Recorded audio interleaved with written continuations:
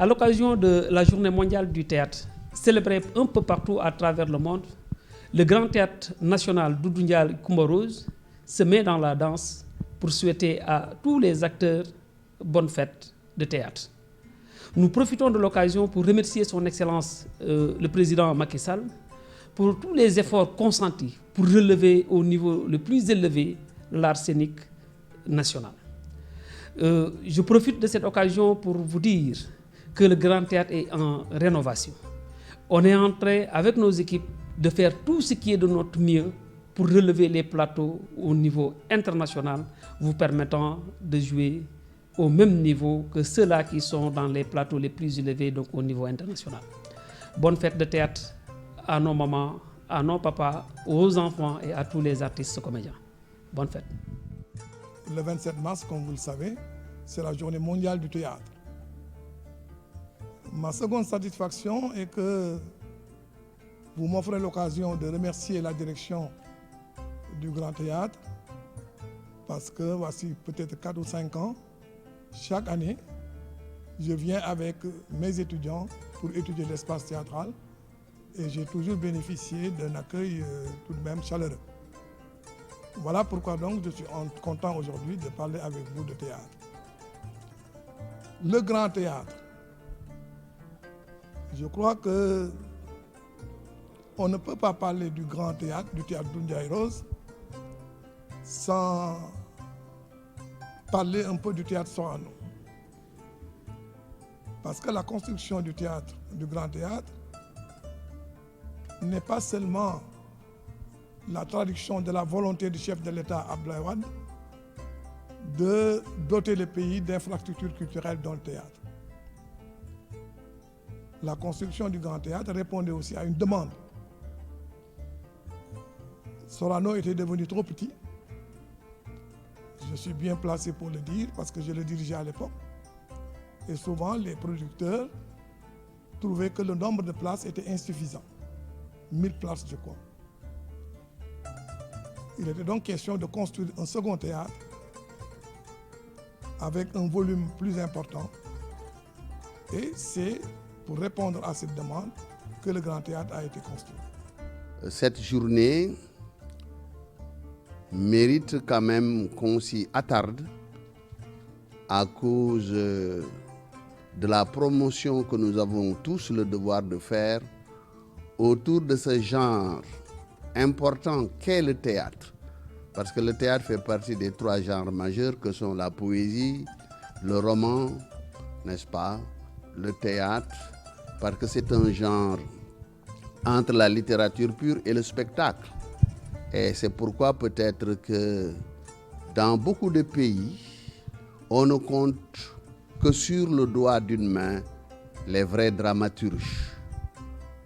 Parce que le dramaturge ne parle pas comme le poète, il ne parle pas comme le romancier en son nom propre, il fait parler des personnages, ce qui fait que dans une pièce de théâtre, il y a une diversité de langage, une diversité de ton, et c'est ce qui fait que peut-être les comédiens, les metteurs en scène et tous les hommes de théâtre gagneraient, à côté des études théoriques, de s'intéresser à la pratique du théâtre. Et je pense que le Grand Théâtre national peut jouer un rôle très important dans la promotion et le développement du théâtre, parce que je pense que nous avons au Sénégal un bijou, parce que le Grand Théâtre national est un véritable bijou, d'abord de par son architecture majestueuse, de par les espaces qui sont à l'intérieur. Je ne parle pas seulement de la salle de spectacle qui fait 1800 places à peu près, mais il y a d'autres salles. C'est pourquoi moi je pense que le théâtre, le Grand Théâtre peut contribuer même à la formation de certains types d'hommes de théâtre, des metteurs en scène comme des comédiens. Je voudrais dire à cette journée historique pour moi, dire à nos acteurs comment est né le théâtre en Afrique. et en général. Depuis la basse-cour, les amphithéâtres, les théâtres de verdure, les arénas, le théâtre royal et le théâtre italien. Et Sénégal, c'était la capitale de la Wolof. Et Dakar, c'était la capitale culturelle.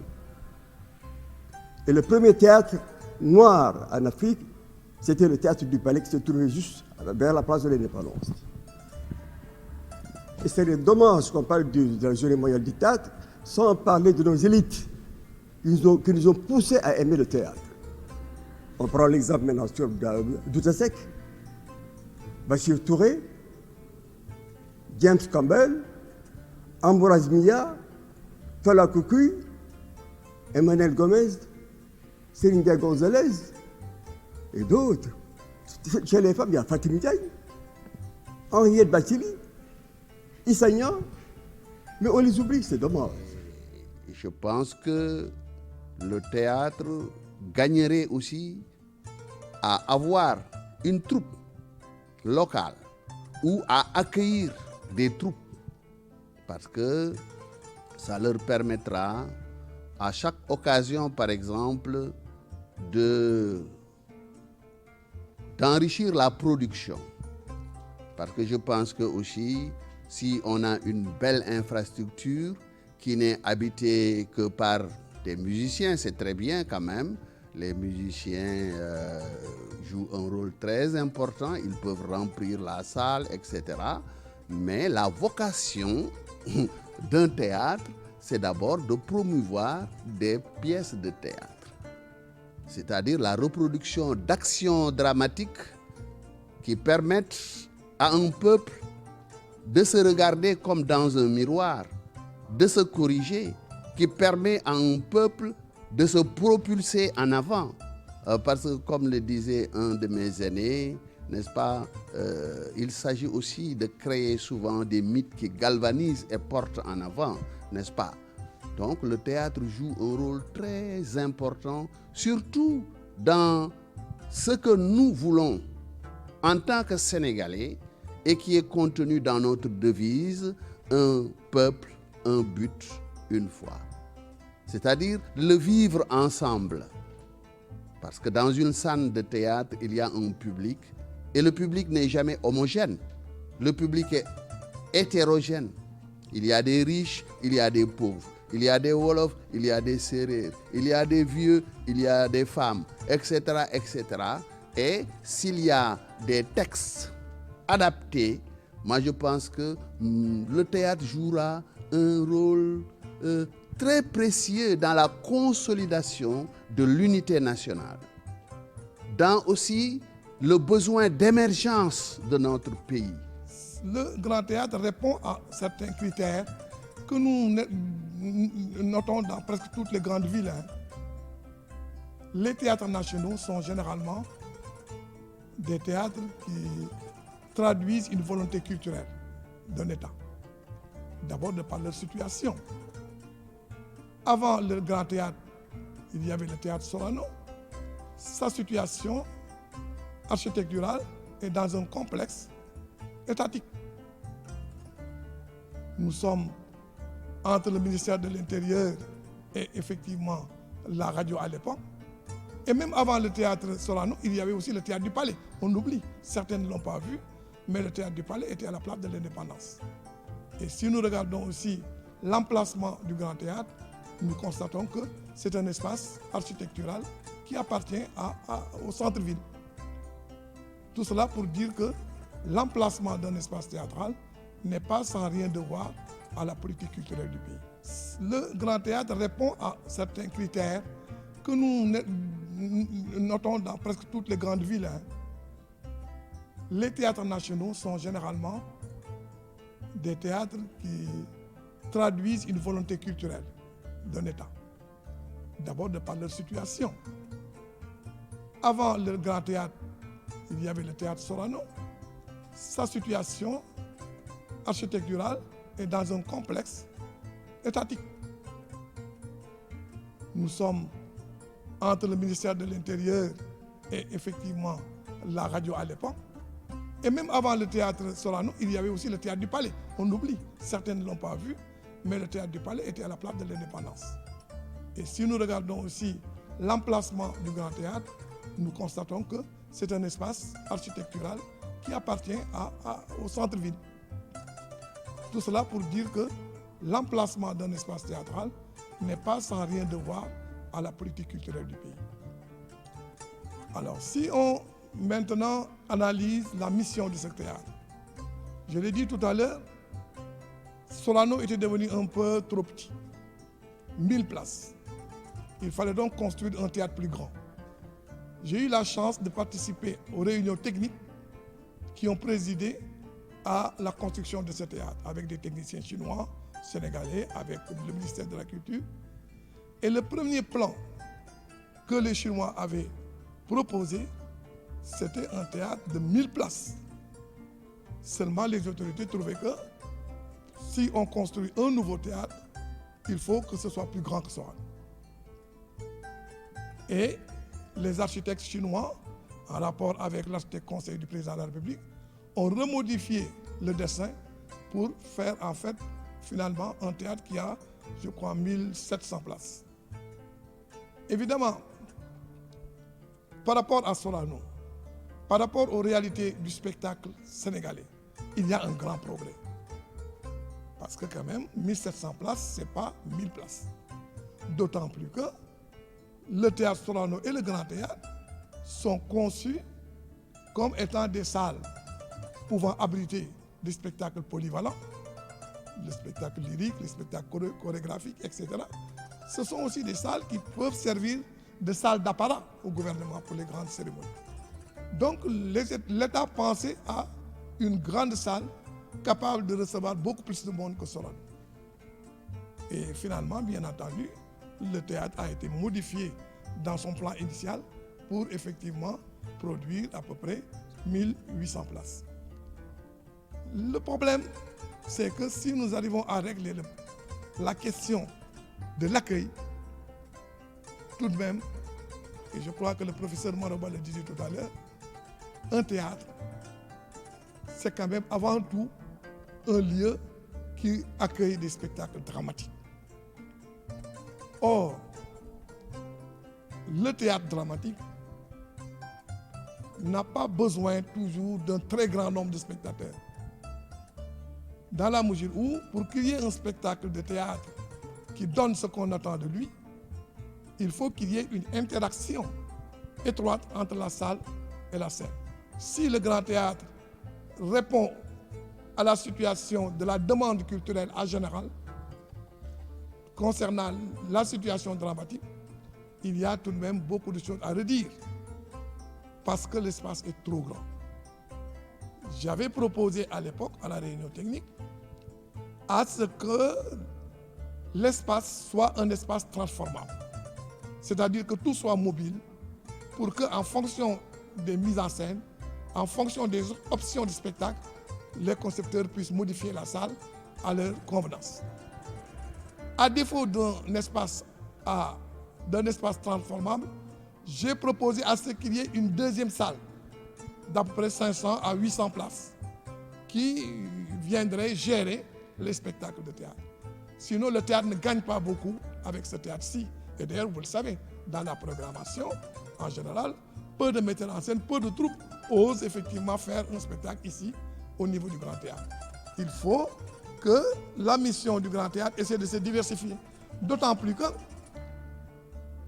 qu'il a quand même une certaine liberté par rapport au théâtre Sorano. Le théâtre n'a pas de sociétaires, n'a pas d'artistes qui sont liés au théâtre. Donc c'est un théâtre d'accueil. À partir de ce moment-là, cette liberté qu'il a, parce que ne gérant pas, en tout cas des troupes, n'ayant pas la responsabilité, comme Sorano, de créer des troupes, des spectacles lyriques, des spectacles chorégraphiques et des spectacles dramatiques, là, la liberté effectivement est beaucoup plus effective ici au théâtre, au Grand Théâtre, dans la mesure où ils peuvent choisir effectivement les spectacles qu'ils accueillent. Il y a aussi le rôle, le théâtre n'est pas seulement un lieu où l'on fait des spectacles. Le Grand Théâtre doit participer au développement du théâtre. en offrant son espace à des rencontres théoriques sur le théâtre, des ateliers, en participant à la formation théâtrale. Il est nécessaire qu'on crée une librairie spécialisée en documents de théâtre. Cela aussi fait partie des missions du Grand Théâtre. Et je crois que c'est tout à fait heureux que, à l'occasion de la Journée mondiale du théâtre, la direction du Grand Théâtre initie une telle réflexion. Parce que finalement, la Journée mondiale du théâtre, le 27 mars, sa mission est de souligner que le théâtre est une activité de solidarité, est une activité de communion, une activité de réflexion. Et c'est pour traduire cette volonté que le monde théâtral a choisi le 27 mars comme étant la Journée mondiale du théâtre. Le message que je livre, je ne peux pas le faire sans tenir compte du contexte. Nous sommes à une période extrêmement fragile. L'espèce humaine est menacée. Et plus que jamais, il est nécessaire qu'il y ait une solidarité entre les peuples pour lutter contre cette pandémie. Et ici au Sénégal, les artistes doivent prendre en main cette nécessité de lutter contre la pandémie en respectant les barrières, bien entendu, sanitaires qui sont définies un peu partout, en invitant les populations à aller se faire vacciner. J'ai écrit des pièces et je peux encore en écrire en français comme en langue nationale et aussi en temps comme de réflexion. J'ai déjà écrit quand même des essais, littérature en 3 mots, où je parle beaucoup de théâtre, mais surtout l'écriture dramatique, qui est le cours que je donne en première année à l'École nationale des arts. J'ai écrit Théâtre et tradition en Afrique noire francophone, le cas du Sénégal, qui devait être ma thèse, mais que j'ai écrit plutôt que de faire une thèse où il y aura beaucoup de compilations, des citations à n'en plus finir.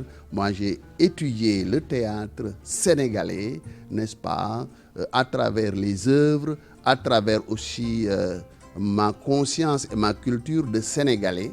Donc, je vais écrire un autre sur la tradition, le théâtre traditionnel, le khahar, le simb, le tahoran, etc., pour montrer qu'en Afrique noire traditionnelle, avant la colonisation, il existait un théâtre.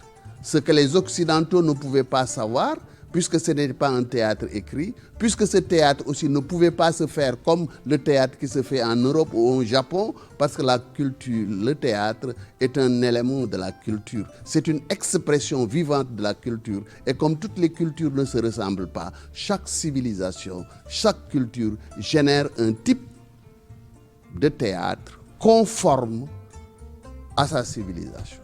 Voilà. Mesdames et messieurs, chers téléspectateurs, chers internautes, à l'instar de la communauté internationale, le Sénégal célèbre la Journée mondiale du théâtre. Aujourd'hui, nous sommes le samedi 27 mars 2021 et nous sommes au Grand Théâtre National Doudou Ndiaye Coumba Rose. Avec l'autorisation, j'allais dire même avec la permission de monsieur le directeur général de ce Grand Théâtre National, avec son équipe évidemment, la direction artistique chargée de la coopération, les conseillers autour. Je voudrais juste livrer le message de Madame Hélène Mérène de Royaume-Uni, qui est actrice de scène, de cinéma et de télévision, qui est également auteure. Donc, elle est britannique. Nous voici le message. Lu. Quelle période difficile pour le spectacle vivant et de nombreux artistes, techniciens et artisans, et des femmes qui ont lutté au sein d'une profession déjà marquée du sceau de l'insécurité. Peut-être que cette insécurité toujours présente les a rendus plus à même de survivre à cette pandémie avec grandeur d'âme et courage. Leur imagination s'est traduite dans ces nouvelles circonstances par des modes de communication inventifs, divertissants et émouvants, bien entendu, en grande partie grâce à Internet. Les êtres humains se racontent des histoires depuis aussi longtemps que nous existons sur la planète. La magnifique culture du théâtre vivra aussi longtemps que nous habiterons la Terre. L'impulsion créative des écrivains, des designers, des musiciens, des chanteurs, des danseurs, des acteurs et des metteurs en scène ne sera jamais étouffée et, dans un avenir très proche, elle s'épanouira encore avec force et avec une compréhension renouvelée du monde que nous partageons tous. J'en suis impatiente. Hélène Mirren.